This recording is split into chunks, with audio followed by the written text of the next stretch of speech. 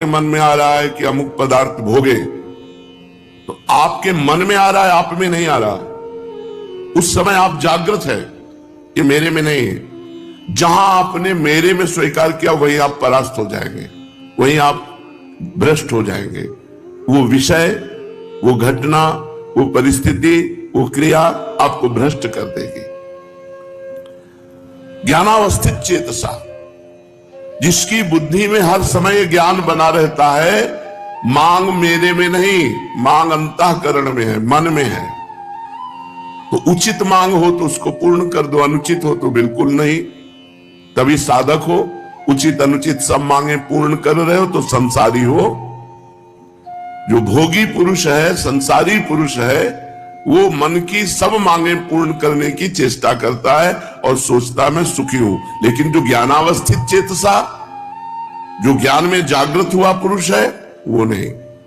वो जानता है कि मेरे में कोई कभी कामना हो नहीं सकती और शरीर को लेकर कभी कोई निष्काम हो नहीं सकता। शरीर में जब तक हमारी अहम बुद्धि है तब तक कामनाएं बनी रहेंगी। स्वरूप ज्ञान जागृत होने पर संसार का कोई भी भोग उसे परास्त नहीं कर सकता, क्योंकि क्रिया और पदार्थ ये सब संसार के हैं। क्रिया और पदार्थ का विभाग अलग अलग है, स्वरूप अलग है, क्रियाएं अलग हैं, पदार्थ अलग हैं, वस्तु, व्यक्ति, घटना, परिस्थिति, ये सब माया रचित है। जो किसी भी संग में बंधता नहीं है वो मुक्त पुरुष है। जो हर समय ये जागृत रखता है अपना ज्ञान, अपने स्वरूप का ज्ञान। जैसे अपने लोगों का स्वरूप है श्री जी की दासी, श्री जी की सहचरी, तो हमारी सारी चेष्टाएं उसी भाव से हो।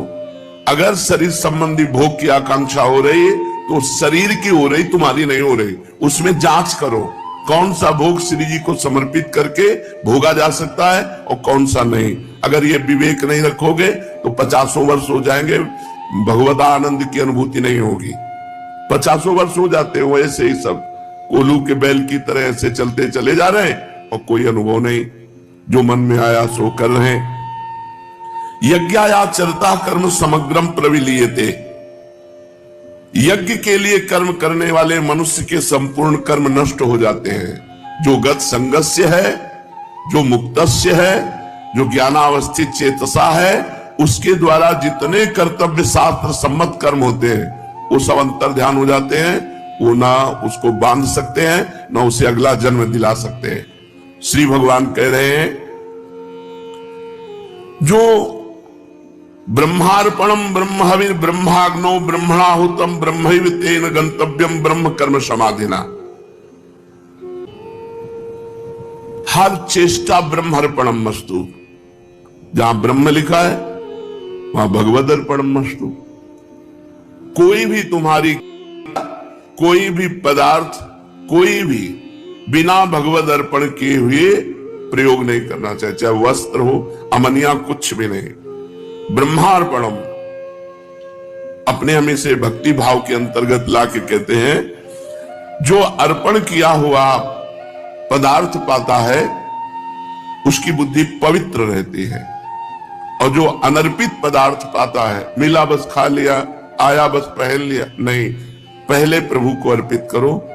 पहले प्रभु को अर्पित करके जब आप उसका प्रयोग करेंगे तो ब्रह्मार्पणम है, वो तुम्हारी बुद्धि को परम पवित्र रखेगा। जितने भी तिल, जौ, घी आदि जो भी पदार्थ हैं वो सब ब्रह्म स्वरूप है। जब प्रसाद पाओ तो भगवत स्वरूप मान करके, जो भी है सब भगवत स्वरूप, तो आपकी बुद्धि पवित्र रहेगी। कर्ता भी भगवत स्वरूप, क्रिया भी भगवत स्वरूप, पदार्थ भी भगवत स्वरूप, तो सब स्वयं ब्रह्म रूप हो जाता है, स्वयं भगवत स्वरूप हो जाता है। श्री भगवान कहते हैं, जब तक उपासक, देखो एक बड़ा सुंदर चरित्र अपने क्रम में है। जवान शरीर है, समीप पे वैश्या है, भोग की अवस्था है, एकांत समय है, उनका मन नहीं दिखता। शरीर में कोड़े मारे जाते हैं, भगवान नाम से विमुख करने की बात कही जाती है, उनका मन नहीं दिखता। जब तक हम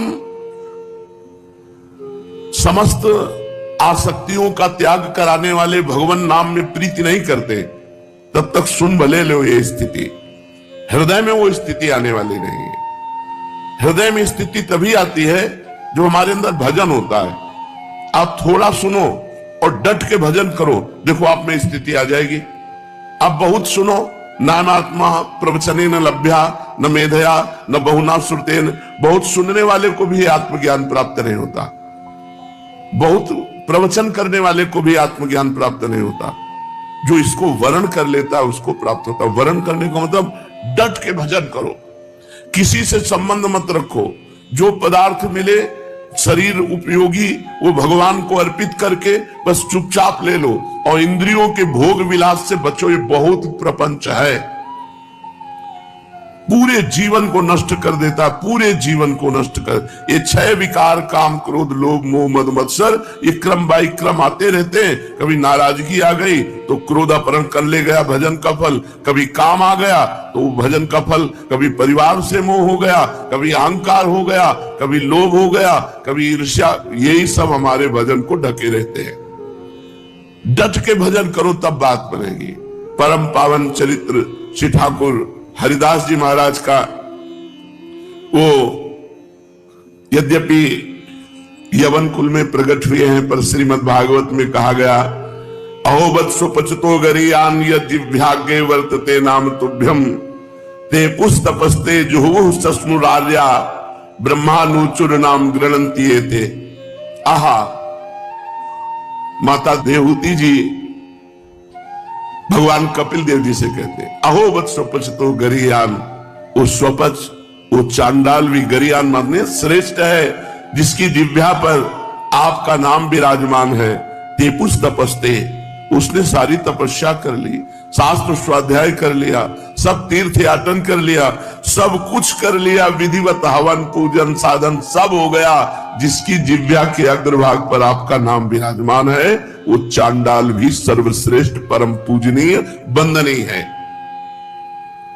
जिनकी तनिक सी कृपा की कोर के ही कारण ये नाम रूपात्मक संपूर्ण संसार स्थित है, जिनके भ्रूभंग मात्र से त्रिगुणात्मिका प्रकृति अपना सभी कार्य करती है और बंद कर देती है। भ्रकुटी विलास सृष्टि लय हुई। उन अखिल कोटि ब्रह्मांड नायक भगवान के नाम का महात्म का वर्णन बेचारी अपूर्ण भाषा कर ही क्या सकती है।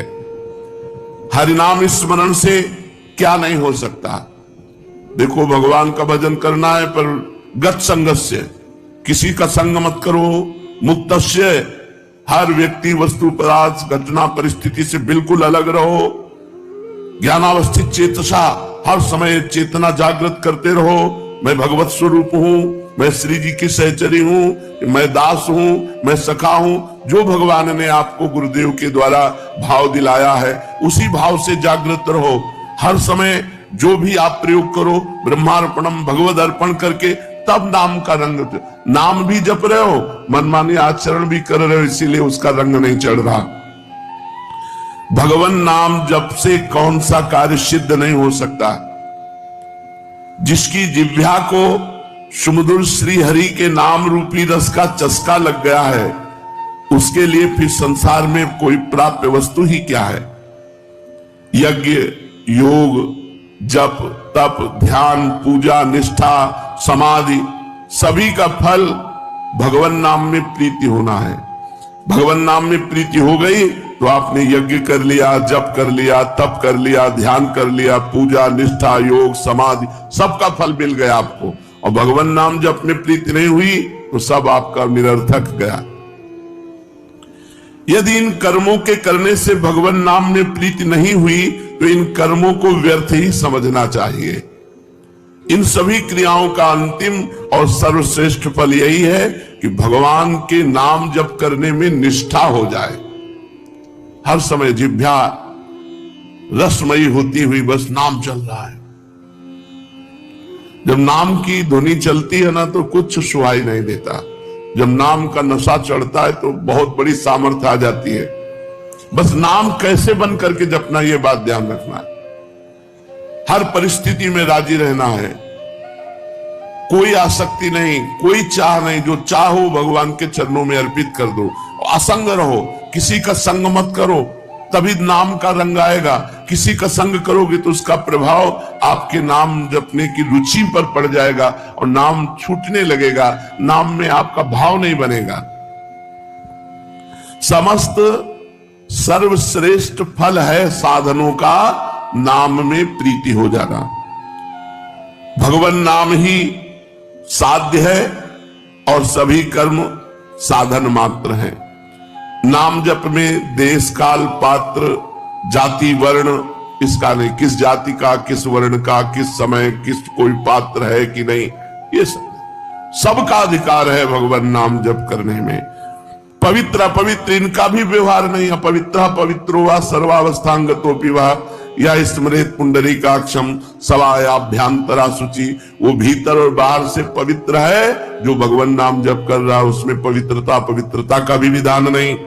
तुम जैसी हालत में हो, जहां हो, जैसे हो, जिस किसी भी वर्ण के हो, जैसी भी स्थिति में हो, हर समय हर काल में श्री हरि के सुमधुर नामों का संकीर्तन नाम जप कर सकते हो।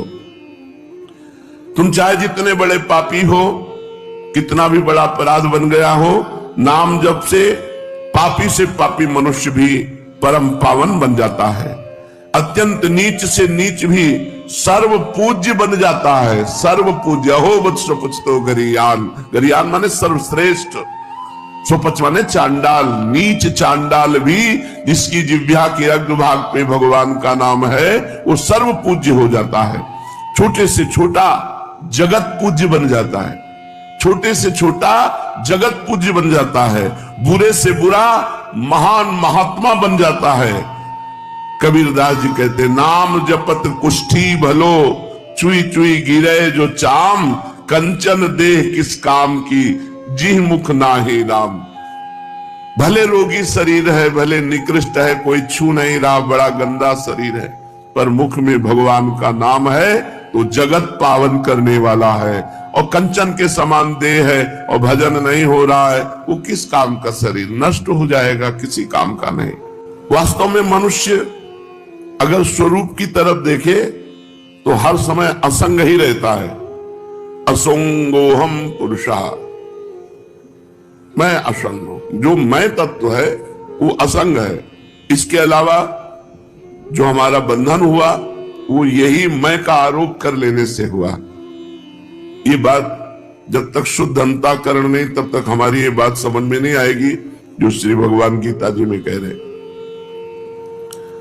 2-4 माला जप लेना और भी भगवत कार्य कर लेना, लेकिन साथ में परिस्थिति का भोग करना, व्यक्ति से लगाव रखना, क्रियाओं में कर्तापन होना, घटना में विक्षिप्त हो जाना, ये सब हो रहा है।